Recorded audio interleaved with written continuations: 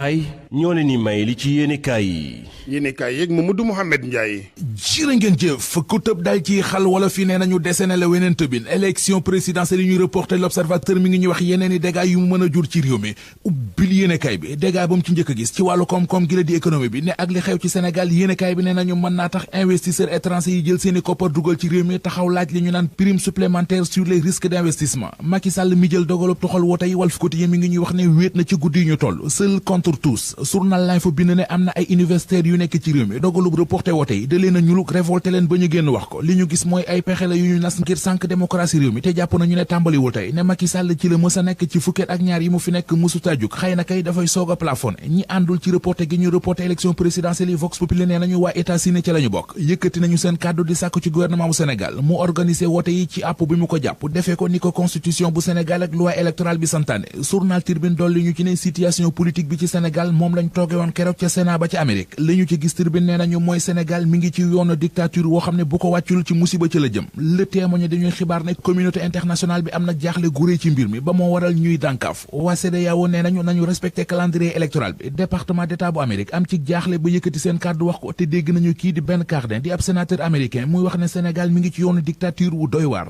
tuxal gi ñu tuxal wote yi ak coow la ci juddu journal Le Quotidien moom la xëy ak ñun ak li mu tuddee l'heure des barricades mi ngi ñuy xamal ni opposants yi àndul ci dogalu Macky Sall bi jëm ci tuxal élection présidentielle 2024 yi daw nañu dem song ji conseil constitutionnel ak i recours waa CEDEAO nee nañu na Sénégal organisé wote yi ci date bi mu ko jàppoon maanaam 25 février 2024 élection présidentielle yi ñu dàq ba fukki fan ak juróom ci weeru décembre Les Échos nee nañu ñi ci àndul ñu naan leen ay anti report seenug làng ngi gën di yaatu journal bi mi ngi ñuy xibaar it ne kii di Eva Marie Coll Seck démissionné na delloo na président Macky Sall la mu ko dénkoon Madiop Bitèye it Les Échos nee nañu dégg nañu ko mu ne àndul ci report gi ñeneen ñu ci àndul ba mu jaraleen ñu taxaw temm ci xeex ko enquête dina kay nee nañu mooy société civile bi ci réew mi ña ca nekk ñoo ngi nësër ay rassemblement ngir jébaane ko ci xeex gi ñu ko bëgg a xeex enquête dina kay nee nañu bokk na ci campagne digitale bokk na ci takk ay brassard rouge bokk na ci grève générale njiital kuréel gi di forum du justiciable di Boubacar Ba mi ngi ci xët mu njëkk journal Point Actu ma nga fay wax ne li ñu sàkk mooy ginnaaw élection présidentielle yi waroon am ci réew mi 25 février 2024 dàq nañu ko ba 15 décembre léegi nag nañu organiser ab dialogue nu mu gën a gaawe toog waxtaan lu waay jàppoon ci xolom mu bàyyi ko te ñu jiital njariñu réew mi Boubacar Ba ne bu ñu wotee waxtaan maanaam dialogue ku ci tëye sa bopp bañ caa dem li mu yàq moo ëpp li muy defar rendez-vous manqué lay doon ci ndaje moo xam ne warees na faa mën a nase ay pexe ngir dindi réeroo ak ñaaxo gi am ci réew mi njiit réew mi Macky Sall ñooñam yi di waa Benno Bokk Yaakaar la Sénégal mi ngi ñuy wax ne seeni député mu di groupe parlementaire Benno Bokk Yaakaar daje nañu démb ak taskatu xabaar yi fa la ñu waxee ne fitna xët-xët ak tension gi amoon keroog ci assemblée nationale waaye Yewwi Askan Wi ak waa taxawu ñoo ko fa andi woon Les Échos nañu président groupe parlementaire ba di honorable député Abdou Mbow moo ko wax te yemu fa ndax it leeral na ca ndajamal li tax ñu jàppale waa PDS ci li ñu bëggoon